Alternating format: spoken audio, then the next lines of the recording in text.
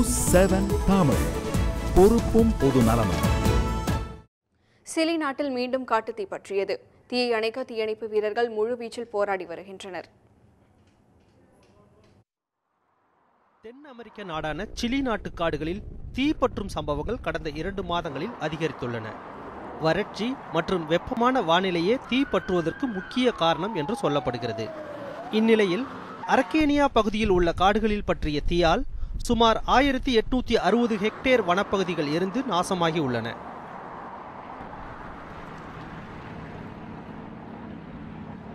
கடந்த வாரம் பற்றிய தீ அந்நாட்டு அரசுக்கு மிகப்பெரிய சவாலாக விளங்குகிறது.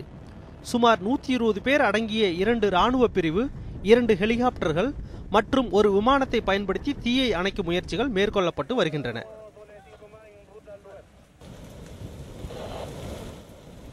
மரங்கள் அடர்ந்த வனப்பகுதி என்பதால் தீயணைப்பு வீரர்கள் தீயை அணைப்பதில் பலவித சிரமங்களை எதிர்கொண்டு வருகின்றனர்.